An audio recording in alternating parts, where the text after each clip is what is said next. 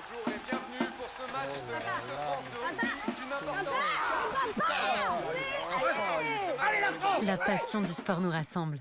Retrouvez Kick-Off Rugby avec Total Energy.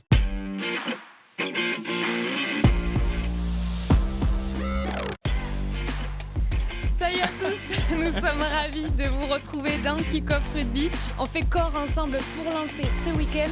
Vous le savez, on est en direct sur Twitch, en replay sur Rugbyrama, sur YouTube, sur Via Occitanie ainsi que sur toutes les plateformes de podcast. Vous le savez, on va parler rugby toujours avec le sourire. Évidemment, on va parler Champions Cup avec un Bordeaux-Northampton en finale de la compétition. Au cœur du ruck, une question. L'UBB dépend-elle de la forme de Mathieu Jalibert pour l'emporter samedi? On y répondra tous ensemble. On parlera aussi de l'actualité et on vous donnera nos pronos, sans oublier la finale de Challenge Cup qui opposera Lyon et Basse ce vendredi soir. Et pour parler de tout ça, notre grande gueule est là. Pierre-Laurent Gou est avec nous. Salut Pierre-Laurent.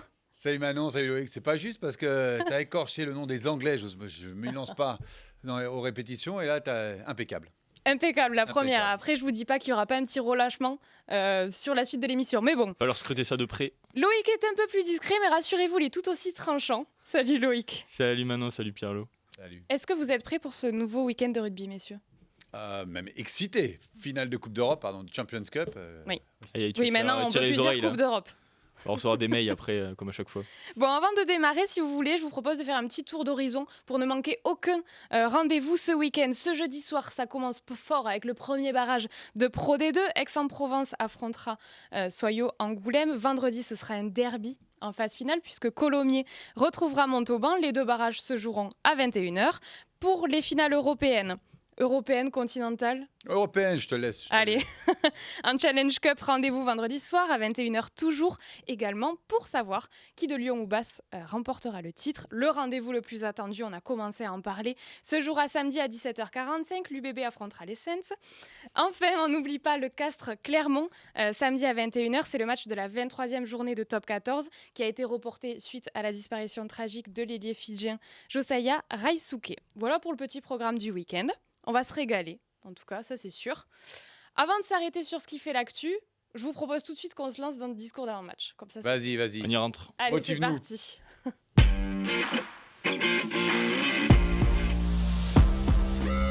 Alors, je ne sais pas si je vais vous motiver, Pierre-Lo, mais je vais vous parler d'un sujet qui me tient un petit peu à cœur. Le week-end dernier, Carcassonne s'est imposé en finale de national face à Chambéry. Ils se sont donc offert une montée en Pro D2.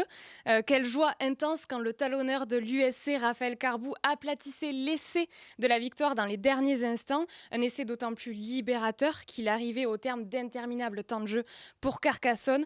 Explosion de joie dans l'antre des Narbonnais. Il faut quand même le préciser, c'était d'autant plus savoureux parce qu'on va pas se le cacher, quoi de mieux que de soulever le bouclier sur la pelouse de son ennemi préféré. Franchement, pas grand-chose. Mais il y a quand même quelque chose qui nous chagrine un petit peu ici et un peu partout, je crois. Ce dernier essai, justement, qui fait beaucoup parler. Non pas que je veuille minimiser la victoire de l'USC, loin de là, mais parfois l'audoise que je suis se doit un petit peu d'être objective. Et je dois dire que ce bon vieux Raphaël Carbou, finalement, n'aurait-il pas aplati cet essai en 2 temps ? N'aurait-il pas un petit peu rampé ? Vous me direz, si l'arbitre de cette rencontre, qui était au plus proche de l'action, ne l'a pas vu, comment remettre en cause cette décision ? L'arbitre a toujours raison. Mais bon, faut dire que je comprends quand même la frustration et ce sentiment d'injustice pour les Chambériens au coup de sifflet final. Eux qui sont plus que jamais prêts pour cette montée en Pro D2. Alors, pour se consoler, ils vont quand même affronter Aurillac en barrage, mais soyons honnêtes, ils seront loin d'être favoris. Essai ou pas essai, en tout cas c'est fait. Carcassonne est un Pro D2, aussi litigieux que cela puisse paraître. Chapeau à l'audoise que tu es, parce que tu le reconnais. Voilà, je pense que si on est neutre, il n'y a pas essai. Ouais. S'il y a l'arbitrage vidéo, il n'y a pas essai. Il faut préciser qu'effectivement, voilà. Et après, tu l'as bien précisé, c'est vrai que ce qui est surprenant quand tu vois les images, alors il y a plein de choses.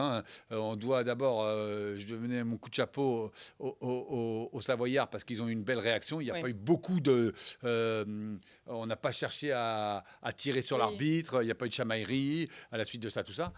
Mais, alors que Mourad Boudjelal à une époque... Non, mais parce qu'il y a l'image et il y a l'appel à la vidéo. Donc là, c'est vrai que c'était un arbitrage à l'ancienne.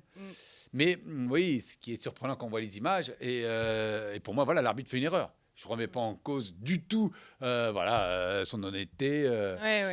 Il s'est trompé. Et voilà, voilà, on peut clairement voir. Je ne sais pas ce qu'en pense Loïc, mais pour moi, il a clairement rampé. Ah, mais si, je suis d'accord, mais en plus, il y a l'arbitre qui est devant, il y a aussi l'arbitre assistant qui est juste à côté.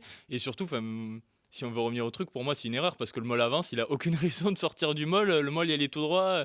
Soit les joueurs de Chambéry écroulés, il y avait cette pénalité. Il y en avait deux qui ont essayé d'aller écrouler. Soit il allait marquer tout seul, donc j'avoue que déjà, j'ai pas compris. Mais bon, après 80 minutes de rugby, des fois, t'es plus lucide, donc il est sorti trop tôt. Mais oui, je pense, en effet, il est là et après, il fait en 2 temps. Mais voilà, Carcassonne, s'ils avaient voulu tuer le débat, ils auraient pu faire comme un demi contre Narbonne, rouler dessus de la première à la dernière seconde. Comme ça, il n'y aurait pas eu de débat. Là, ils ont rajouté un peu de suspense, mais c'est vrai qu'ils auraient pu. Cet essai aurait dû être refusé, je suis d'accord avec toi, pareil. Après, c'est beau, ça fait partie des belles histoires du rugby. Oui, et puis il y a pas on se rappelle, il y a quelques années, Rouen-Albi aussi, c'était la finale. Faut pas en parler au Tarnet de notre rédaction qui l'a toujours pas digéré. Mais ça fait partie des légendes du rugby. Voilà, l'arbitre est un être humain, il peut se tromper. Ouais, il y a des erreurs. Oui, puis c'est vrai que nous maintenant on est habitués à la moindre erreur vidéo. Bah voilà, on se rappelle aussi des fois un peu du charme de ce rugby où l'arbitre peut faire des erreurs, ça lui arrive. Ça commence à chambrer dans le chat. Voilà, là, je t'avoue, Pierlo, mouille-toi la nuque, tu vas sûrement devoir dire du bien de Jalibert. Vous inquiétez pas. Comment ça ne parle pas que de Carcassonne-Chambéry dans le chat là, non, personne n'en a parlé. Est-ce qu'on va parler du cas du BO ? Oui, on va sûrement en parler. Mais justement, on va se lancer dans l'action mêlée. Ça vous Let's va ? go.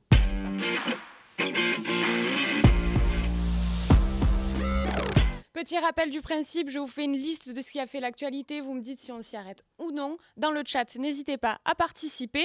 Alors j'avais envie de commencer par une petite actu décalée, quelque chose qui va nous donner le sourire. Le nouveau couple star du show business a fait sensation pour la montée des marches au Festival de Cannes. Je parle bien évidemment d'Antoine Dupont et Iris Mittenard. Voilà, on a beaucoup parlé d'eux, on voit ces images d'Antoine Dupont... grand sourire face à Iris Mittenard. Alors, il n'y a pas eu d'officialisation, mais du moins, c'est la première fois qu'on les voit ensemble.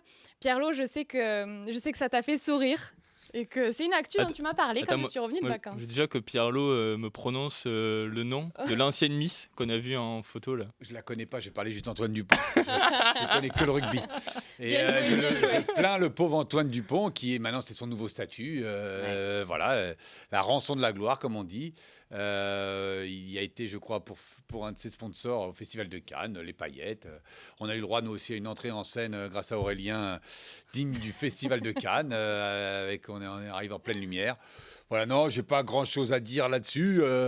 Voilà, Antoine Dupont... Il a pris une autre dimension. Antoine Dupont a pris une autre dimension. Ça symbolise un peu plus cette dimension. Et je sais pas si c'est surtout sur les réseaux sociaux, si je suis trop de contre rugby, mais j'ai l'impression que souvent à la Croisette, on voit toujours passer des stars et j'en ai vu. Mais là, j'ai l'impression que la personne que j'ai le plus vue, c'est Antoine Dupont. Oui, c'est ça qui est rigolo. C'est vrai que sur les réseaux sociaux, comme on est abonné à des comptes rugby, il a dû y passer 24 ou 48 heures. Je ne suis pas un expert de son emploi du temps là, à Cannes. Et on a l'impression qu'il y est depuis une semaine. Ah oui. Il fait tous les jours des nouvelles photos. Mais je ne sais pas si vous avez vu cette vidéo, elle m'a un peu fait rire parce que souvent, Antoine Dupont, quand même, n'oublie pas ses amis, visiblement, vu qu'au début, on a vu Sacha Vallot qui était là, et qui a notamment à un moment porté le chien d'Iris Mittenard. C'était une petite image drôle. Et surtout, moi, celle qui m'a fait le plus rire, c'est un moment où il est à table, où il y a Iris Mittenard donc à sa droite, et il y a Antoine Zegdar à sa gauche, donc il a bien connu avec l'équipe de France olympique.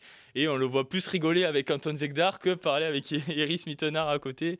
Ça m'a bien fait rire. Et par contre, derrière, on voyait plein de photographes qui matraquaient, ah oui, ça, ils adorent. matraquaient leur appareil pour prendre toutes les photos. Mais voilà, ça m'a fait rire qu'ils rigolent avec Antoine Zegdar. En tout cas, on le voit plus sur les terrains et j'ai l'impression qu'on le voit encore plus en dehors des terrains, mais c'est toujours un plaisir. Oui, parce qu'on oublie les convalescents oui. blessés au genou. Et on espère, on lui souhaite un prompt rétablissement, mais après, au plus vite, ça sera la saison prochaine. Bon, oui, si. Bah, si. Non, alors parce que dans mes calculs alambiqués, je m'étais dit, non mais attends, peut-être que, mais non, pas du tout. Dans le chat, et du coup, Manon, toi qui es Audoise, Carca ou Narbonne, sachez qu'il y a des questions auxquelles on ne peut pas répondre. Voilà. On passe à quelque chose d'un peu plus sérieux. Vas-y. De nouvelles négociations sont en cours entre la LNR et la FFR. Il est question de la mise à disposition des joueurs. Est-ce qu'on s'y arrête ou pas ? C'est quand même intéressant. C'est intéressant. C'est arrêté. On est au début des discussions, donc donner des informations au début des discussions, c'est dur. Voilà, on sait que certains présidents, notamment de Top 14, aimeraient que le groupe France ne travaille plus à 42 joueurs comme le souhaite Fabien Galtier, mais à 33 comme ses prédécesseurs sélectionneurs. Voilà, on a déjà eu les explications. Fabien Galtier tient à ce chiffre de 42 qui lui permet d'avoir 2 fois 15 joueurs valides pour ses travaux en opposition. Voilà.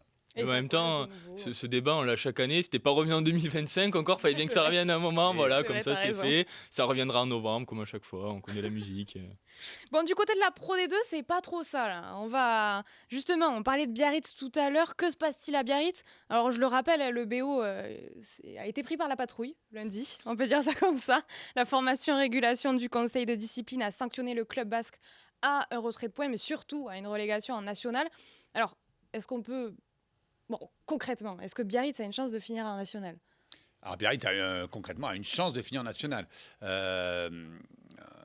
y a eu une équipe de... ça faisait pendant 6 ans, Biarritz n'a pas eu de problème administratif et financier sous la direction du président Aldiger, et même monté une fois en top 14, a même eu des bons résultats sportifs. Et puis, il a été plus ou moins mis à la porte, dehors, on ne voulait plus de lui. Il est parti à Nice. Et une nouvelle direction s'est mise en place avec un système, un montage financier un peu compliqué, une fiducie qui permet en fait c'est une sorte de prêt. Et si tu ne rembourses pas le prêt, ça se transforme, l'argent investi se transforme en capital. Et en fait, entre les propriétaires de la fiducie et les nouveaux dirigeants, il n'y avait pas forcément d'accord. Et du coup, ils ont eu du mal à boucler le budget pour cette saison. Et la 2R, l'ex-DNACG, la 2R, autorité de régulation du rugby, je vais le dire, j'ai oublié le mot régulation, qui est pourtant important, et a sanctionné cette... c'est pas une mauvaise gestion, mais cette gestion qui ne rentre pas dans les clous, comme une entreprise qui est déficitaire. Et donc, pour cela, la sanction devient sportive avec une relégation. Après, il semblerait que Pierre-Édouard Thérin, voilà, qui est un homme d'affaires à travers sa société Otium, donc c'est lui le propriétaire de la fiducie, pourrait devenir actionnaire majoritaire du Biarritz Olympique dans les jours qui viennent. Ça pourrait régler les choses, quoi. Voilà, et surtout payer les dettes. Oui. Et donc pour cela, il faut que le Biarritz Olympique fasse appel de la décision. Et après, sous 15 jours, 3 semaines, voilà. Donc il y a une réelle chance de voir Biarritz repartir en Pro D2. Mais après, c'est pas mon argent. Non, ce que je veux dire, c'est que c'est pas. Et puis on parle quand même de ces plusieurs millions d'euros, donc on ne sait jamais. Avant, quand on était journaliste au milieu olympique, il fallait juste connaître le rugby. Maintenant, des fois, il faut être fait diversier. Il faut être journaliste économie aussi. En même temps, ça va bien avec ta chemise, au final, qui n'est pas extrêmement belle, je ne vais pas te le cacher. Mais, merci. Mais vous savez pas, les jeunes, vous ne savez pas, vous avez dit. Qui fait assez vieille, là, on retourne des années 80. Là. J'avais dit, promis, je ne mets pas de pièces à Pierre-Lot. Je n'avais pas briefé Loïc avant qu'il arrive sur le plateau. Non, mais il tend des perches aussi. On est obligé de parler de sa chemise. Bon, alors, toi, tu tends des perches. Tu chambres, mais du côté de Béziers, c'est pas la joie quand même. Non, c'est pareil. C'est plus ça, mais il manque tout autant de l'argent. Oui, on ne sait pas où il est l'argent, on ne sait pas s'il y en a, à vrai dire, c'est assez flou et c'est justement ce qui agace les supporters et les joueurs aussi, c'est qu'ils n'ont pas d'explication, en fait, ils savent pas, ils sont dans le flou total, ils savent pas, et de temps en temps, en fait, les nouveaux repreneurs n'ont jamais été présentés aux joueurs et on m'a encore redit là, il y a pas longtemps, des fois on les croise, ils viennent jamais nous parler, nous disant bonjour si vraiment on est devant, mais pas plus, quoi. Donc Mertens n'est pas venu au club depuis novembre, donc ouais, c'est assez le flou et ça en agace beaucoup. Béziers est aussi surveillé par la 2R. Oui, de toute façon, ils doivent repasser pour valider le budget la saison prochaine dans les jours à venir. Donc c'est ça qui va déterminer l'avenir du club. Donc hier, les dirigeants ont fait un communiqué pour dire qu'ils allaient augmenter d'1 million le budget, qu'il n'y avait pas de souci à se faire. Donc, Et puis il y a quand même aussi un manager sur la sellette du côté de Béziers, Pierre Caillé. Alors est-ce qu'on en sait plus? Est-ce qu'il va vraiment partir, non? A priori, de ce qu'a communiqué le club, on va tout droit vers un accord entre la direction et Pierre Caillé pour partir. Alors les joueurs ont fait cette lettre ouverte pour dire non, nous on veut le garder. Mais en même temps, c'est un peu pour moi la goutte d'eau qui fait déborder le vase. C'est que aussi, ça fait des semaines qu'ils sont dans le flou. Pour eux, c'est pas facile. Ils se disent, certains, ils disent est-ce qu'on commence à chercher ailleurs ou pas? Est-ce que c'est vraiment sérieux ou pas ce rachat? Et je pense que c'est la goutte d'eau qui a fait déborder le vase. Ils disent on en a marre de pas avoir de réponse sur tout. Et les joueurs sont très attachés quand même à Pierre Caillé. Beaucoup de joueurs l'ont eu déjà quand il était entraîneur des espoirs. Puis l'an dernier, il y a eu cette aventure en demi-finale. Ils sont très proches de lui. Ouais. Donc, C'est vrai, comme dit Loïc, il faudrait que les nouveaux dirigeants du Biarritz Olympique, non, de Béziers, de Béziers, de la SBH, communiquent notamment sur Pierre Caillé, exactement ce qu'il lui reproche, parce que c'est vrai, comme le dit Loïc en résumé, sportivement, Pierre Caillé a amené une vraie plus-value à ce club, et il y est pour beaucoup de l'aventure qui les a amenés jusqu'en demi-finale face à Vannes l'an passé, et qui en a fait aussi cette année, parce qu'ils perdent leur place en top 6 sur la fin, parce que pour notamment des problèmes économiques, ils n'ont pas pu... Parce que ça pique à Safiac, tu peux le dire. Non, mais parce que si tu regardes bien, ils ont longtemps fait la course dans le top 6. Et après, et ils ont été aussi longtemps interdits. Ils en sortent à la pire des journées du top 6. Non, mais ils ont été longtemps interdits de recrutement. Donc, du coup, en fait, on l'a vu avec Béziers. Et Loïc nous avait prévenu, moi m'avait prévenu personnellement, parce que moi, je les voyais se qualifier pour le top 6. Et il m'a dit attention, on a des blessés. Personne pour les remplacer, et du coup ils ont un peu tiré sur la corde, et c'est vrai que là on voit que le groupe a fini avec beaucoup moins d'énergie, et du coup est sorti du top 6 à l'avant-dernière journée. Les joueurs, oui c'est ça, en perdant un montant, mais les joueurs s'en sont plaints d'ailleurs publiquement, et certains en conférence de presse. Pierre Caillé aussi l'avait fait, et là encore dans cette lettre, il regrettait le fait qu'il n'y ait pas eu de jokers médicaux, parce qu'il y a eu beaucoup de joueurs blessés, notamment au poste d'ouvreur avec Charlie Marlier, Romain Ruti, Samuel Marquez qui s'est aussi blessé, donc des joueurs quand même très importants.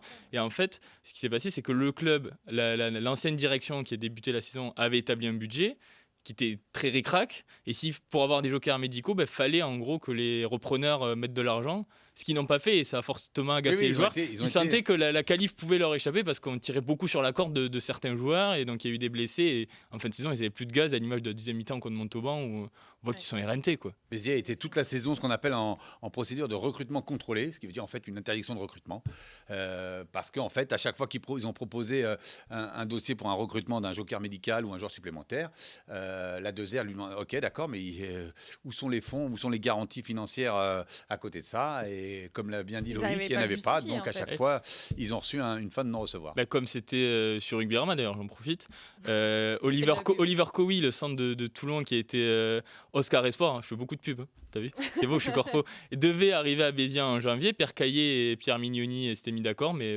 pas d'argent, donc pas de joueurs. C'est aussi simple que ça. En tout cas, l'été sera chaud. L'été sera chaud. Du côté d'Agen, Sébastien Calvé, c'est fini. Ça devrait bouger également pour Jeff Dubois à Dax. Ça pourrait. Alors là, en ce moment, les réunions se multiplient.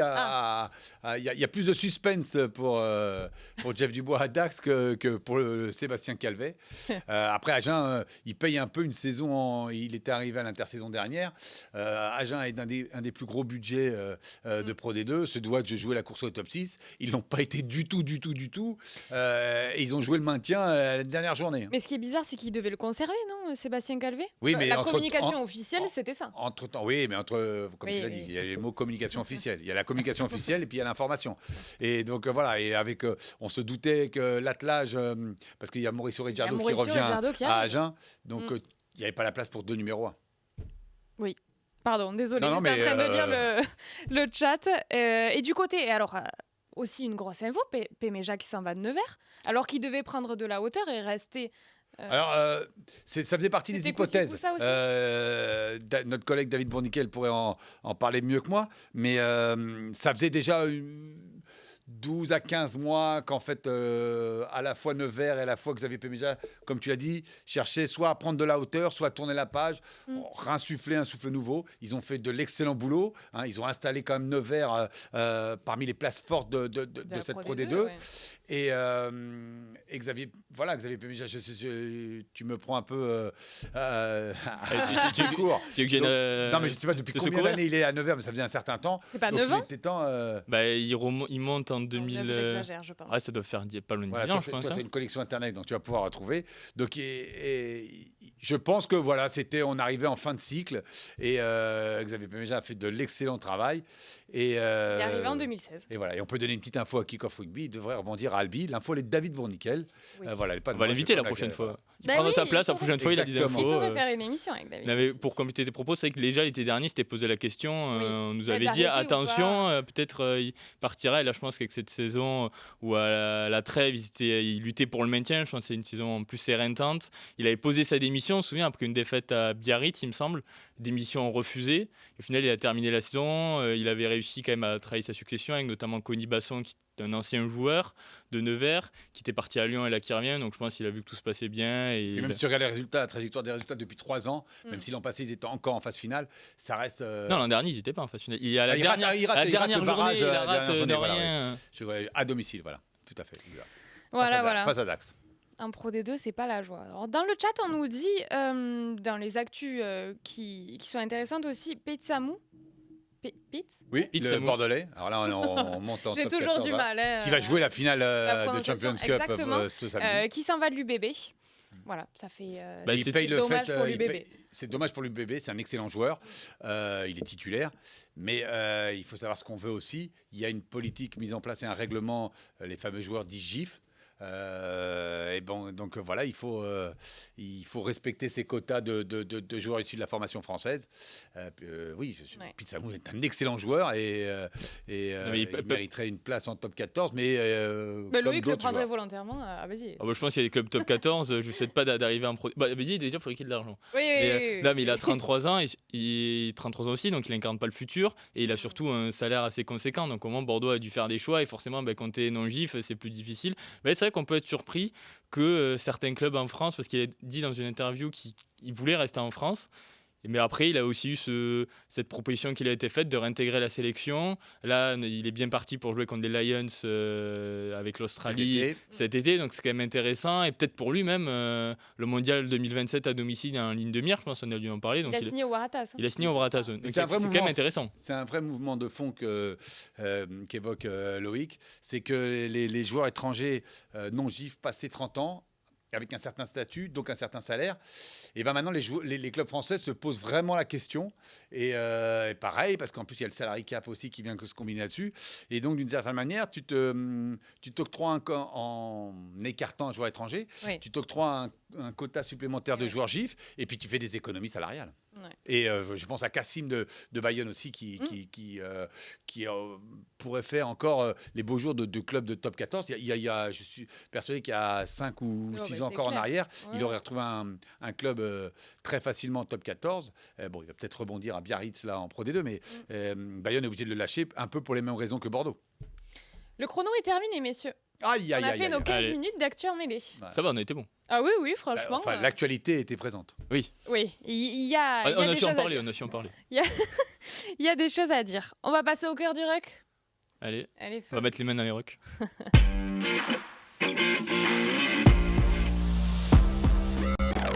Alors cette semaine, au cœur du ruck, une question, je vous l'ai dit, l'UBB dépend-elle de la forme de Mathieu Jalibert pour l'emporter dans cette finale? Alors je remets un petit peu de contexte autour de cette question. Ces derniers temps, et notamment lors de la demi-finale de Champions Cup face à Toulouse, Mathieu Jalibert a brillé, il a clairement guidé l'UBB vers la victoire. La forme du moment est très bonne pour l'ouvreur. Il a parfois tendance à passer à côté de ses grands rendez-vous. Cette fois, l'UBB est en finale de la Coupe d'Europe pour la toute première fois de son histoire. Alors on se demande si l'UBB ne dépend finalement pas de son ouvreur pour l'emporter samedi. À qui l'honneur ? Oula. Je vais commencer. Poser la question, c'est y répondre.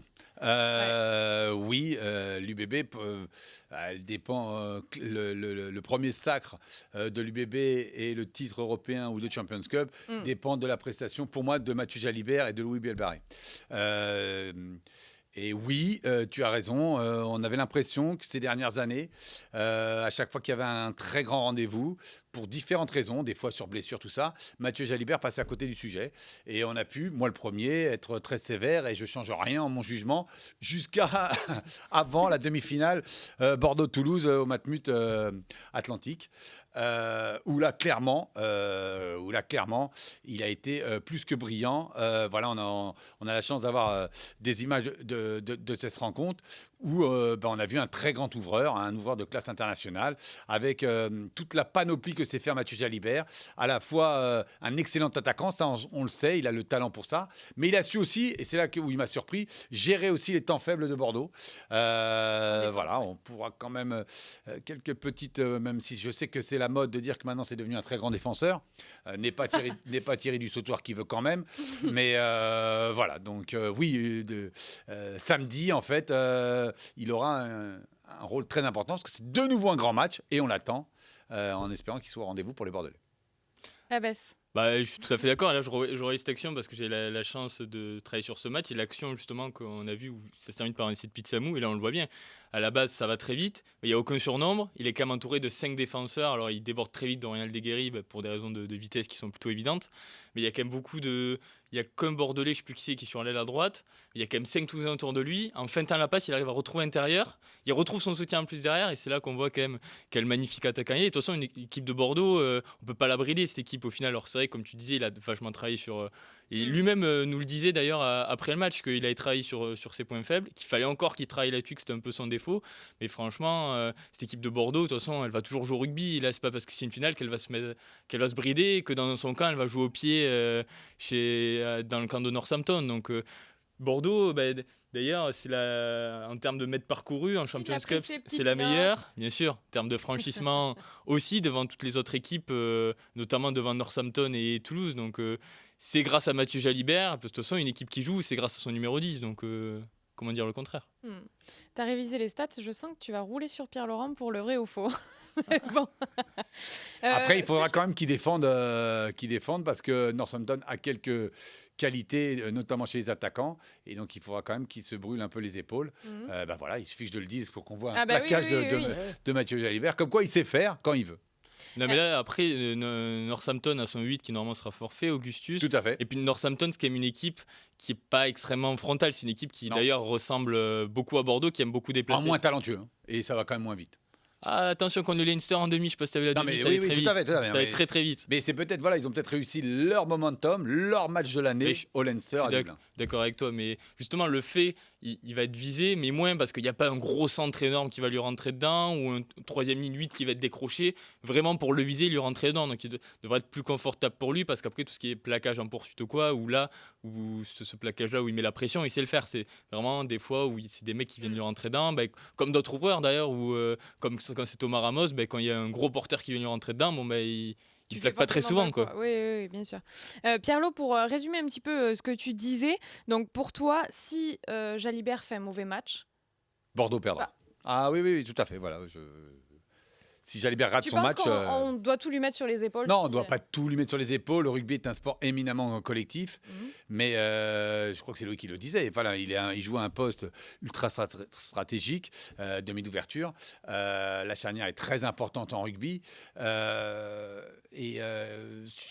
ne gagne pas une finale de Champions Cup comme ça. Ça passera par une grosse prestation de Mathieu Jalibert qui n'arrête pas de plaquer sur les images. Merci Aurélien. Ça va se payer. Ça va se payer après l'émission. Alors justement, Pierlot, tu as commencé à évoquer la charnière. Loïc, est-ce que son destin, est-ce que la forme du moment de Jalibert n'est pas aussi liée à celle de Lucu? Tu l'as dit, la charnière est hyper importante. Est-ce que c'est pas finalement un bon match des deux qui serait important? Si, à l'image de ce qu'on a vu sur la demi-finale, mais dans cette charnière, souvent, dans une charnière, il y a un 9 ou un 10, un des deux va plus porter le ballon et prendre l'initiative, comme à Toulouse. À l'inverse, c'est le 9 avec Dupont qui prend la balle et les initiatives plus qu'un Tamac. Donc Lucu, je pense que même si Maxime Lucu fait un mauvais match, qui met peut-être du temps à éjecter les ballons, Jalibert pourra quand même faire opérer sa magie parce que Jalibert, on sait qu'il peut partir de rien à l'image de ce week-end contre Castres. Il fait de rien un petit par-dessus ou alors il va accélérer, mettre un crochet. Sauter, exactement. Et je suis tout à fait d'accord avec Loïc sur le match de Castres ce week-end. Il m'a encore plus impressionné que le match face à Toulouse. Non pas que Castres est supérieur à Toulouse, mais c'était mal parti pour l'UBB, 14-0, et c'est lui qui a su remettre ses partenaires dans le bon sens, et notamment avec cette action avec cette longue passe pour Bielbarré de mémoire qui aboutit à l'essai de Buros, où là c'est vraiment incroyable. En fait, il a quand même ce talent, Jalibert. Il voit quand est-ce qu'il faut accélérer, vite toucher l'extérieur. Il sent que ça peut partir. Il accélère vite, il se met et ça. Yanis Guillou sort de ce corps là. On dirait, ça y est, t'es supporter de Jalibert là. Moi j'adore. Est-ce que vous pensez, j'avais une autre question pour vous quand même, est-ce que vous pensez que sans un Jalibert très en forme qui mettrait ses arrières dans des conditions idéales, on va dire, est-ce que le pack de l'UBB ne pourrait pas suffire à une victoire de Bordeaux ? Alors, non, il ne va pas suffire. Il sera l'élément initiateur, et notamment, je pense, on n'en parle pas assez, des 2 premières lignes actuelles, et notamment le combo, pour prendre une expression des jeunes de la rédaction. non, mais de faire rentrer ça et Taméfuna dans un deuxième temps, les 2 piliers, le pilier gauche et le pied droit, parce que Taméfuna, il faut qui reste pour moi le meilleur pilier droit du championnat français, et c'est pas parce qu'il a évolué longtemps au Racing, mais il a forcé de constater aussi qu'il a pris de l'âge, et donc c'est très bien de l'utiliser dans cette dernière demi-heure, et donc ils ont 2 bonne première ligne, notamment en mêlée.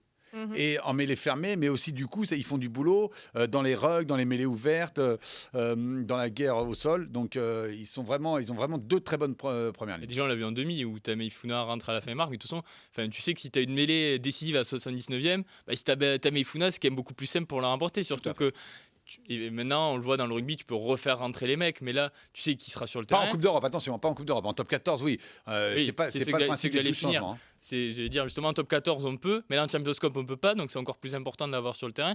Et en plus, des fois c'est pas facile pour les premières lignes qui ont passé 30 minutes sans jouer de revenir disputer la mêlée. Là on sait qu'il sera là, qu'il sera chaud. Un joueur que 30 minutes, il aura quand même vachement d'énergie, donc ça peut être important. Après pour revenir sur le pack, il y aura quand même, je vois à peu près 2 packs équivalents, même si voilà, comme disait Augustus, c'est quand même une très grosse perte pour Northampton. Mais Bordeaux devra quand même contenir Pollock.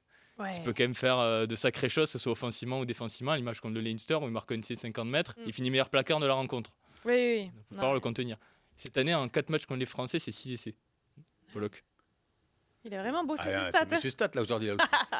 Pour le coup, Pollock, j'étais avec lui en conférence de presse mercredi. Ah, j'ai cru que tu allais dire au lycée, d'accord. Non, au lycée, non, ouais, il est quand même un peu jeune. Je suis jeune, mais pas à ce point-là. Pas tant. Dans le chat, on nous dit personne n'en parle, mais si l'UBB gagne ce week-end, Arthur Retière aura gagné 3 Coupes d'Europe en 4 ans, avec 3 clubs différents. C'est vrai ça? On a Yanis Guillou qui prépare un article et un reportage là-dessus. Donc, c'est pour ça qu'on n'en parle pas, on en parlera ce week-end. On parlera lundi en 4 titres. On tease un petit peu le truc. Si on ouvre un petit peu le débat, messieurs, est-ce qu'on n'a pas envie de se dire, on en a parlé, je l'ai un petit peu évoqué tout à l'heure, est-ce qu'on n'a pas envie de se dire que cette finale, ça peut être son moment à Jalibert, le moment où il peut enfin prendre une autre dimension, finalement? Ah ben oui, parce qu'au bout, il y a un titre. Et c'est pas la Coupe Mickey. Donc, c'est quoi pour toi la Coupe Mickey? Mais non, mais un petit titre, un plateau de Pâques. Est-ce que la Challenge Cup est la Coupe Mickey? Non, c'est une compétition officielle, mais je ne suis pas sûr que ça marque les esprits et notamment les palmarès des joueurs. Mais là, la Champions Cup, c'est la plus belle des compétitions en Europe, même s'il y a des équipes sud-africaines. C'est le niveau au-dessus du top 14. Voilà, les joueurs, les entraîneurs nous disent que vraiment, voilà, c'est le niveau intermédiaire entre le très haut niveau international et le niveau du championnat, même si des fois on voit des très beaux matchs ou des très belles rencontres de top 14. Oui, là, c'est un moment charnière dans sa carrière. Il avait joué sur une patte l'an passé, une finale de top 14, parce qu'il avait voulu être présent alors qu'il était blessé. Paris perdu. Là, a priori, il est en pleine possession de ses moyens. Donc oui, tu as parfaitement raison, Manon. Là, c'est... instant charnière. D'accord avec ça? Oui, parce que ça fait un moment maintenant que Bordeaux est quand même un des meilleurs clubs français, mais ils n'ont toujours pas remporté de titre. Donc au moins, un grand joueur, ça remporte des titres et des gros titres. C'est-à-dire que c'est un top 14, qu'il n'a pas réussi à faire peut-être cette saison, ou une Champions Cup. Et là, il aurait cette occasion-là de remporter la Champions Cup. Et évidemment, si Bordeaux gagne, cette victoire aura quand même le saut Jalibert. Alors encore plus s'il fait une grande finale, mais quoi qu'il arrive, il les aura portés. Notamment sur cette demi-finale, je ne vais pas revenir dans le comparaison avec Ntamak, mais là sur ce match-là, il éteint complètement Ntamak. Mais tu rigoles, mais il n'avait jamais encore vraiment pris dessus sur le Stade Toulousain, sur un match important. Et il avait encore, comme on disait tout à l'heure sur les grands matchs, il a vraiment briller sur un grand match. Donc là, ça peut vraiment être le sommet de sa carrière sur une saison où au final aussi, il pourrait faire grand chelem aussi parce qu'il a quand même remporté. Et évidemment, là, on pourrait même se dire, est-ce qu'il ne pourrait pas devenir titulaire aussi sur cela en équipe de France en brillant comme ça. Donc ça peut vraiment changer. Bah oui, mais au final, c'est sur ce match-là. Si on remporte la Champions Cup et qu'il fait un gros match... Je te rappelle qu'il a eu sa chance lors du dernier tournoi. Voilà. Il a eu un match... Disons que je trouve que l'histoire de Mathieu Jalibert avec le 15 de France a été un petit peu entachée finalement avec ce qui s'est passé lors du dernier tournoi. Mais là où je te rejoins, Loïc, c'est peut-être que, effectivement, surtout au vu de la forme du moment de Romain Tamac, qui semble avoir du mal à revenir de sa blessure au genou, ok, peut-être qu'on peut se dire, mais bon, de toute façon, Nouvelle-Zélande, il n'ira pas. On ne sait pas trop parce que tu t'avances. T'as des infos peut-être. Tu peux nous dire. Tu as des infos, mais voilà, il y a des discussions pour que les joueurs dits premium puissent aller en Nouvelle-Zélande. D'accord, mais si l'UBB était en finale de top 14. D'accord, mais pour l'instant, ce que je sache, pour l'instant, l'UBB est juste qualifié en demi-finale et juste qualifié en top 6 de top 14. Devrait être directement en demi-finale, mais ils ne sont pas encore en finale. Attention à Vannes qui gagne à Bordeaux la dernière journée pour se sauver. Voilà. On l'a là. Si jamais, on la ressortira, promis. Mais que si Vannes gagne, par contre. Dans le chat, on nous dit, pour moi, il y a deux questions, la forme de Jalibert et aussi comment l'UBB, j'ouvre un petit peu le débat avant de passer sur la suite de l'émission, et comment l'UBB va s'approprier l'ambiance du stade avec le toit fermé, tout ça. On a vu cette semaine que Yannick Bru, à l'entraînement, a émis des sonos, avait essayé de mettre un petit peu de contexte autour de ce match et surtout de faire prendre aux joueurs peut-être la température, essayer de s'habituer au bruit. Alors moi, j'avoue que je comprends pas trop. Je me dis qu'une sono, ça va pas faire la diff sur un entraînement.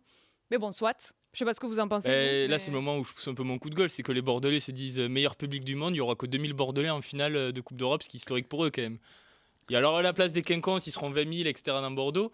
Mais là, en plus, Northampton a un peu l'avantage géographique. Ils sont à 3 heures de voiture, donc forcément, je pense qu'ils se déplaceront à 10 ou 20 000. Oui, mais c'est au Pays de Galles et tout le monde ne peut pas s'offrir le voyage. Bon. Oui, mais 2000, je trouve ça... Je suis un peu déçu quand même. Je m'attendais à ce qu'il y ait une plus grande mobilisation. Pour revenir à ta question, Manon, Yannick Bru a été entraîneur du 15 de France, sous l'ère Philippe Saint-André puis l'ère Guinoves. Donc il a pratiqué le Millennium, qui toit fermé, et c'est pour ça que je le comprends un peu, je vais essayer de t'expliquer, qui toit fermé, et quand le Pays de Galles est devant au score, ça peut être une ambiance indescriptible. C'est-à-dire que c'est pas une ambiance comme il peut y avoir au foot. Il n'y a aucun terrain de rugby qui ressemblera à la Bombonera à Buenos Aires. Mais avec le toit fermé, ça fait caisse de résonance.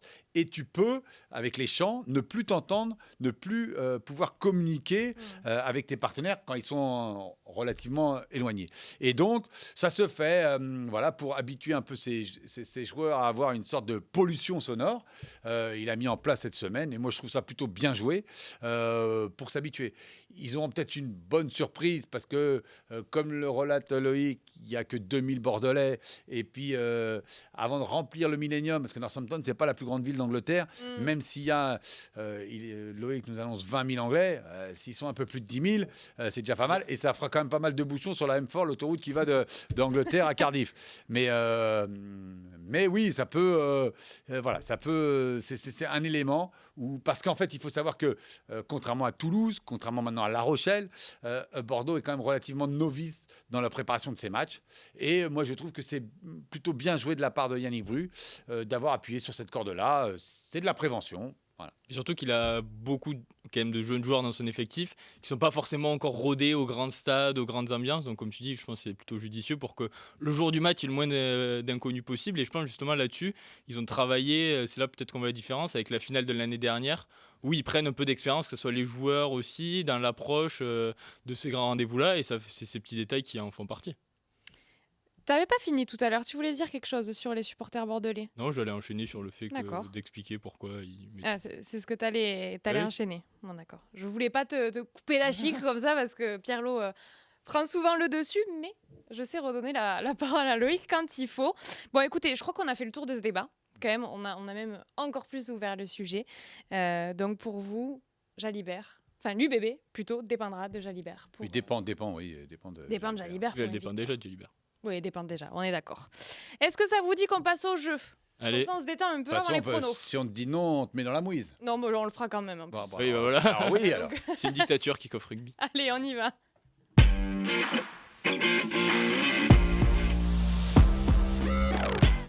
Pierre-Lot est ravi. Oui, parce que j'ai entreaperçu l'un des deux jeux. Donc je sais que tu vas gagner. On commence par une composition. Aïe, aïe, aïe, aïe, aïe. Je vais vous demander de retrouver la composition de l'UBB. Ah, de l'UBB. T'as cru que t'allais pouvoir tricher là. Tu t'es dit, Ah non, oula, non, il y a j'ai des dit, noms. oui, il y a une erreur. De l'UBB, Non, non. vas-y. De l'UBB, la dernière fois qu'ils ont affronté les Saints, c'était le 11 décembre 2020 lors de la première journée de Champions Cup. L'UBB s'était imposé chez les Anglais 16-12. Ok, donc 2020, première journée de Champions Cup. D'accord. Vous allez chacun votre tour, on donne l'honneur à Pierre-Laurent. Allez. 3 fautes chacun, Max. Hein. Oui, demi-mêlée, Maxime Lucu. Oui, c'est bon. Allez. Maxime Lucu, numéro 9. J'ai perdu mon stylo dans tout ça. Tiens, j'en ai un, si tu veux. Merci. Jefferson Poirot, je pense, à gauche. Jefferson Poirot n'était pas pilier gauche. Une erreur. Oh, c'est dur. Ah bah écoute, Oui, mais- je te lis ce que j'ai sur ma fiche, moi. Hein. J'en doute pas, mais c'est Une normal. erreur, une erreur. Oui. Non, il n'est pas sur la feuille. Sachez qu'il n'est En pas sur la feuille. deuxième ligne, je joue pas le numéro. Alors, en deuxième ligne, je veux dire que Douglas, à l'époque, il était indéboulonnable. Eh bien, il n'était pas là. Ouais, mais comme Je pense Poirot, qu'il était- Poirot aussi était Je indéboulonnable. pense qu'il Sauf était ce match-là. probablement blessé. Mais j'ai pas d'infos, hein, donc ne prenez pas ça au pied de la lettre. En deuxième ligne, moi, je vais dire Cyril Cazot. Oui, bah oui. s'il y avait pas Oui, Douglas, numéro oui. 5, Cyril Cazot. Vous avez une erreur chacun. On a droit à combien de 3?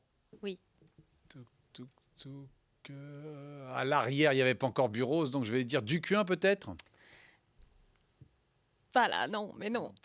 Moi, je vais dire Buros, par contre. Mais oui, c'était Il violent. était déjà parti de la section Oui. paloise en 2020. Bon, on va D'accord. donner 4 erreurs à Pierre-Lot. Par en 2017, je crois, de Pau. D'accord. Ah oui, d'accord. Il était très Non, jeune. et alors, bon, si jamais, je vous donnerai des indices après. Mais...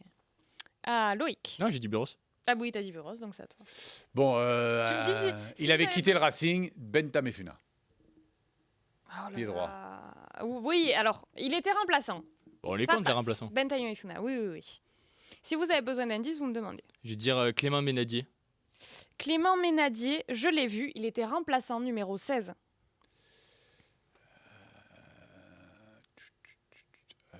Donc, si Tamefuna était... comment il s'appelle l'autre droitier? Bon, je ne vais pas donner d'exemple. Toc. À l'époque...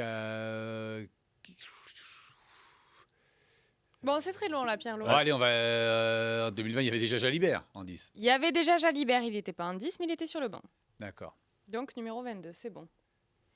Loïc. Je trouve le banc, quoi. Et moi, je vais dire Mamadou Diaby. Alors, figurez-vous que je me suis posé la question. Oui, il y était. Je t'ai fait peur là. Ouais. Je sais pas où tu Mamadou où Diaby, tu allais. numéro mais- 7. Pierre-Lot, est-ce que tu veux un petit indice Ah oui, je vais faire Euh, même un gros indice. très, très gros transfert qui a marqué. Dont on a parlé il n'y a pas si longtemps que ça. Ah, c'était Ça se situe au niveau de la 3e ligne. les Australiens étaient partis. Est-ce que tu te rappelles, numéro 1000? Oui. Je te parle d'un transfert qui personnellement m'a Ah marqué. non, ça va, oui. Merci. Ouais, c'est plus qu'un gros indice, là. Oui. J'ose même pas le dire. Cameron Walkie. Oui, Cameron Rocky. Je vais dire Jean-Baptiste Dubié. Au Et centre. non. Même pas Pas de remplaçant. Jean-Baptiste Dubié au centre. J'allais dire les mecs qui étaient au centre. Alors, bon, Pierre-Lot, à toi. Il y en a quand même un, c'est une évidence, hein, au centre. Bon, bah alors oui, Yoram Moefana, Loïc. qui a fait 2 erreurs. Donc s'il se plante, j'ai gagné. Il en a 2? Ah oui, il y en a 2. Ah oui, Et mais toi aussi. Dubié, Hein. Dubié. Non, mais moi j'aurai à 4. Ouais, mais bon, je te donnais des indices quand Ah même. oui, t'as des indices, t'as plus d'erreurs. Allez, Loïc. Euh, Ah, mais je vous ai posé une colle sur cette compo, je pensais pas. Petit indice. Est-ce qu'il y avait un deuxième ligne chevelu? Alors, non, je pense pas. Enfin, du moins, ou je m'en souviens pas. Mais l'indice que je peux vous donner, c'est que l'ailier est le seul à avoir marqué un essai dans cette rencontre. C'était... Ouais, c'est pas un super indice, j'avoue, mais Non. je sais pas si vous vous rappelez de l'action. Non, je vais tenter un 12 Seteni. Oh là là là. Non, il y a pas Non, Seteni. les gars. Rémi Lamera. Ah bon 12. Eh oui, Eh oui. 2020. Alors là, Loïc est éliminé. Pierre Laurent aussi, parce que je lui ai donné beaucoup d'indices.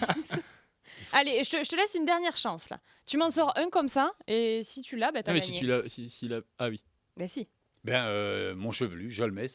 Eh ben non, comme ça. Et du coup, est-ce C'est qu'on réglé. continue vu que... Non, non, t'as perdu 3 erreurs. Aurélien va nous afficher la composition parce que vous avez été quand même Et là, très ouais, long, Philippe. je trouve. Ah, Oh, la putain. mode. Kobia, c'est lui que je cherchais. Voilà, C'est lui l'autre que tu droitier. cherchais. Ah oui. Ah, mais la motte, je croyais qu'il était un prêt à Bayonne cette saison-là. Non.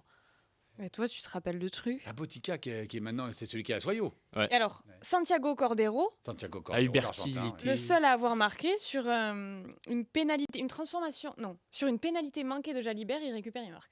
Seul essai de la rencontre. Putain, il y a Jules Gembert sur J'ai cette aucun feuille de mérite match. parce que c'est pas moi qui me suis Mais souvenu de Huberti, ça, il a dit Huberti, il était. Non, il a pas dit Huberti. Non, j'ai pas dit. J'ai hésité, non, je il l'ai l'a pas dit. j'ai hésité. Bon, écoutez, cette composition n'était pas une franche réussite. Ah non. Hein, alors on va C'est vrai qu'il y avait Tolègne. Ouais. Oui. On va passer au vrai ou faux. On va voir si vous êtes un peu meilleur sur le vrai ou faux. D'accord. Une question chacun. Il y a un bonus, donc ça fait un nombre pair. On commence par Loïc. Alors, il a révisé les stats. Donc, Pierre-Laurent... Bon, Pierre-Laurent a gagné la compo. Voilà, on peut le dire. Je t'ai bien aidé, mais tu as gagné la compo. J'ai gagné à 2. Seul contre tous. Tire-moi ce papier. Bah, c'est non, mes non, stats. tu triches pas. Non, Bah, non, non. j'ai travaillé. Il Oui, avait qu'à bah- travailler, Pierre. Mais j'ai travaillé, j'ai tout dans la tête. plus droit aux fiches. Et décidé. Vrai ou faux? L'UBB a marqué plus de 40 essais dans cette édition. Vrai. Est-ce que tu as le nombre? Non. Vrai. Je L'UBB... dois l'avoir noté. Oui, voilà, mais c'est pour ça que je t'ai dit retourne la Oui, il feuille. avait l'air sûr de lui tout de suite. Oui. Vrai, l'UBB a inscrit 50 essais depuis le début de la compétition. Vrai, Ou faux. t'as pas de chance, c'est... Vrai ou faux? Si, j'ai une chance sur 2. Northampton a le meilleur, je l'ai bien dit? Ouais, je l'ai Oui, bien oui, dit, oui. si vous n'avez pas réagi, a le Oui, meilleur oui. taux de réussite en touche avec 91%. Alors, j'ai envie de dire faux, parce que j'ai écouté Yannick Bru dans sa conférence de presse d'avant demi-finale, où il te disait que l'UBB avait la pire touche, ou une des plus mauvaises touches en top 14, mais la meilleure en Champions Cup. Donc je dis faux, et donc ça va être l'UBB. Faux, c'est bien Bordeaux qui détient ce très haut pourcentage de réussite en le touche. petit jeune là, hein. Je l'avais Pierre-Laurent. aussi, justement avec cette déclat. Vrai ou faux? Henri Pollock est le meilleur plaqueur de la compétition. Je dirais faux. Pourquoi? Parce que Bah, ça serait qui, quoi généralement, les meilleurs plaqueurs sont quand même des équipes qui défendent beaucoup. Hmm. Et Northampton, ça défend. Ouais. Ils plaquent beaucoup, mais je suis pas sûr que c'est l'équipe qui est le plus défendue sur toute la compétition. C'était vrai. Avec 96 plaquages, il arrive en tête du classement des meilleurs plaqueurs. Pierre-Laurent, vrai ou faux? L'UBB détient 85 franchissements au total depuis le début de la Champions Cup. Vrai ou faux? Eh bien, j'ai participé à une émission de radio il y a Mais c'est pas quelques vrai, heures. les autres. Ah, j'ai un coup de chance. Et donc, je dis vrai. Eh bien, c'est faux. Ah bon, on a inventé. Ils avaient soi-disant la meilleure. Ah bon. C'est exceptionnel. D'accord. Ce qui vient de se Non, passer. alors, t'as pas bien écouté la question. Alors, il a t'as pas pas bien bien écouté écouté la l'émission de radio. D'accord. L'UBB détient 85 franchissements au total depuis le début. Là, Ah oui, c'était le fallait chiffre. les chiffres, oui, d'accord. Eh oui, t'as pas écouté. Donc, faux. Ils sont bien au-dessus, Ah avec oui, pas c'est moins de beaucoup plus, 102 ouais. franchissements. Mais effectivement, Oh, j'avais presque bon. J'ai dit qu'ils avaient le. Faut être Bah, précis dans cette meilleur. émission, faut être précis. ça faut être fait précis. 0,5. Peut-être que mais dans l'émission comme de radio, Aurélien on n'a ne pas peut besoin le d'être mettre, ça fait précis, zéro. mais ici, on est précis. Allez, attendez. Alors, je donne une chance à Pierre-Lot et ils vont croire que je veux absolument une augmentation. Hein. Ah. Et c'est le cas, de toute façon. Oui, c'est vrai. Petit bonus. Qui est le meilleur franchisseur de l'UBB? Louis Belbarré, pareil, c'était dans l'émission. Bah, et même celle-là, il l'a pas. C'était Damien Penaud. Et ils ont très mal bossé. Hein. Ah oui, oui. Ah, là, franchement. Je vais aller me plaindre. Ah oui, là, il Faut faut. rester sur kick-off rugby la prochaine fois. Allez. Il nous en reste. Je sais plus. Je n'ai pas trop compté là. Il nous en Ouais. reste 2. J'ai gagné, c'est mon pas raté. Vrai ou faux? Northampton Ça y est, tu l'as fait. détient le plus grand nombre de défenseurs battus dans la compétition. Faux. Oh, la baisse. C'est vrai? Voilà, franchement, aujourd'hui, vous êtes nuls sur les jeux. Mais nuls, hein.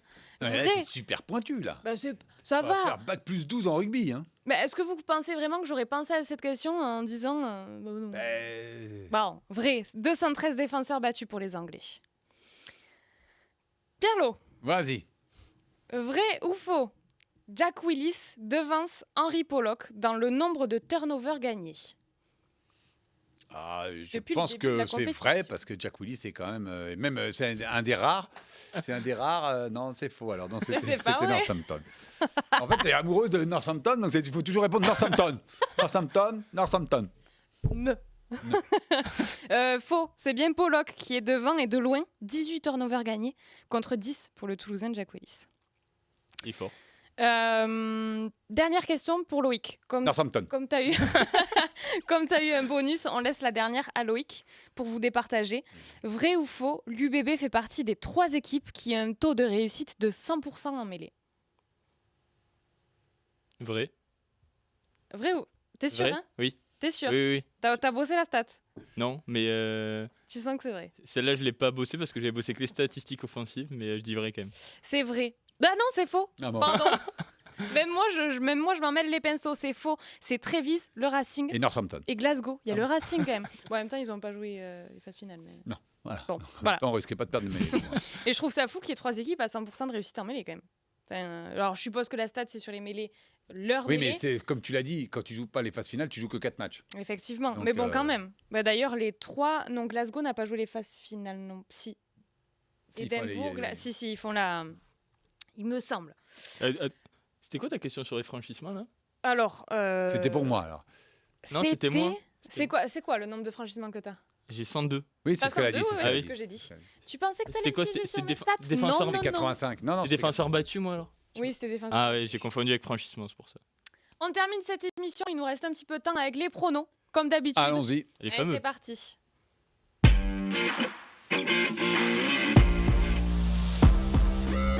Alors, comme on n'en a pas encore parlé, je vous propose de commencer par la finale de Challenge Cup. Lyon-Basse, vendredi, 21h. Qui est favori? Les Anglais basses. Oui. Alors Bah, pour le coup, c'est encore plus près de Cardiff que Northampton. Et même si je ne sais pas si ça va générer énormément de bouchons. Ils n'ont quand même pas gagné de titre depuis Mais Bath, 20 ans. et puis Bath, c'est une des grosses équipes de Première Ligue. Donc même si Lyon a fait du challenge un vrai objectif, voilà, tu me demandes un pronostic, je te dis Bath. D'accord. Loïc, t'es d'accord avec ça? Oui, alors ils sont leaders de Première Chip et non de Première Ligue, à moins que Ouais, Pierre-Le soit dans Kick-Off Football. Je sais pas. Il n'y a pas le droit à l'erreur. Hein. Ah non, ici, pas droit. Mais effectivement, et en plus, ils n'ont pas gagné de titre depuis quasiment une vingtaine d'années, donc je pense qu'il y aura vraiment tous les fans qui vont se déplacer. Ils font une super saison avec Finn Russell à la baguette. Donc ils sont favoris, ils descendent de Champions Cup en plus. Donc je vois une victoire de Basse, un match très serré parce que quand même c'est une bonne équipe du Loup depuis que Karim Ghezal l'a repris à l'automne dernier. Donc je vois une victoire étriquée de Basse. Doucet a quand même dit, et vous pourrez lire sur Rugbyarama, que la dernière fois qu'ils étaient là en finale, le Loup, ils étaient arrivés à Outsider aussi.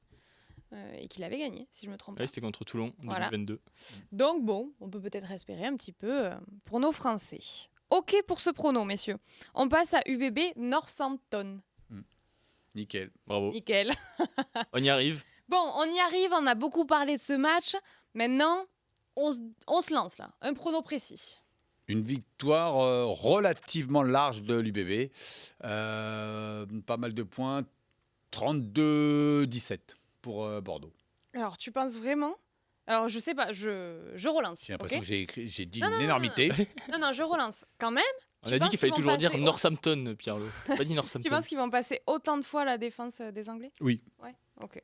Oui, on ne peut être qu'admiratif de la ligne d'attaque de Bordeaux, qui produit à la fois un jeu aussi beau qu'efficace. Oui, je le vois marquer pas mal Ok. de points, plusieurs essais, 3, 4, 5, et donc passer 32. Je reste sur mon 32-17. Je serais peut-être ridicule lundi, mais voilà. Non, mais c'est pas grave, le ridicule ne tue pas. Moi, j'ai une rencontre très ouverte avec beaucoup d'essais. Je vois bien 38-30 pour Bordeaux, qui l'emporte en fin de match, qui arrive à se détacher, mais quand même très serré. Northampton, ils ont quand même Finn Smith, Pollock, Freeman. C'est quand même pas n'importe qui. Donc je pense qu'il y aura beaucoup d'essais, beaucoup de spectacles, mais Bordeaux l'emportera quand même à la fin.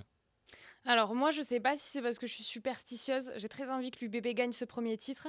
Mais je dois avouer que cette équipe de Northampton me fait peur. Oh là là, j'ai dit Northampton. Allez, ouais. Bon, bref, me fait peur. Cette équipe surtout anglaise, là. Cette équipe anglaise, là, les Saints, me fait peur, surtout quand je vois leur demi face au Leinster. Mais alors, j'aurais tendance à pronostiquer aussi l'UBB, mais genre d'1 ou 2 points, quoi. Vraiment un truc serré, avec des essais, mais plus serré. On passe au dernier prono. Rapidement, avant de terminer, c'est le Clermont-Castres dont je vous ai parlé tout à l'heure, le match en retard de la 23e journée. Sachez que les pronos de la Dream C'est Team... Castres-Clermont, non? Oui, Castres-Clermont, pardon. Il faut inverser. Pas droit à l'erreur, hein, toujours. Ouais, oui. Les pronos de la Dream Team ont été faits. Ils ont tous parié Castres et les points seront mis à jour dans la prochaine émission. Je précise pour ceux qui l'écoutent et qui sont très stricts sur le classement. Voilà, ça va être un match quand même où les Castrés auront à cœur peut-être de faire ça pour l'ailier fidjien Josiah Raisuke. Oui, et puis de valider, entre guillemets, leur place dans le top 6. Donc là, ils ont une balle de match pour se qualifier pour les phases finales, à domicile, à Pierre-Antoine. C'est le match d'après, comme tu dis, après ce terrible drame. Même si Clermont démontre de belles choses cette année, je vois une victoire de Castres. Oui, pareil, les joueurs vont vouloir le faire pour Raisuke. Castres, quand même, à domicile, c'est plutôt solide. Comme tu dis, ils ont quand même un enjeu en plus de ça, avec le top 6 à assurer. En plus, face à un concurrent direct qu'ils peuvent éliminer, parce que si Clermont perd, c'est terminé. Donc je pense qu'ils vont s'imposer assez largement, même d'ailleurs, voire même avec un petit point de bonus. Mais je fais un rappel du classement, vu que tu en parles. Castres est 6e avec 54 points et Clermont est 7e avec 53 points. Donc c'est vrai que ce match va effectivement creuser l'écart. Un match à 6 points, comme ils disent au football. Voilà. Et après, en haut, on y repassera la semaine d'après, puisque ce week-end, c'est Champions Cup, on l'a dit, avec cette finale très attendue. Merci, messieurs. Merci à toi. Pronos, pour vos analyses. C'était très agréable de vous retrouver. Merci à vous de nous avoir suivis. Alors, vous le savez, on est en direct sur Twitch actuellement, mais ensuite, on est en replay sur Rugbyarama, sur YouTube, sur toutes les plateformes de podcast, ainsi que sur Via Occitanie. Comme toujours, on parle rugby avec le sourire, ça change pas. N'hésitez pas à vous abonner, à mettre des pouces. C'est toujours intéressant, et surtout de nous donner vos avis sur les émissions, que ce soit en commentaire YouTube ou sur les réseaux sociaux. On en a besoin. La semaine prochaine, c'est Théophile qui reprendra les rênes de cette émission. Merci à tous de nous avoir suivis encore une fois et bonne soirée. L'interception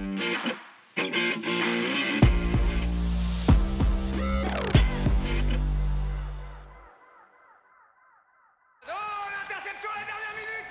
Vas-y mon petit, jusqu'au bout. La passion du sport nous rassemble. C'était Kick-Off Rugby avec Total Énergie.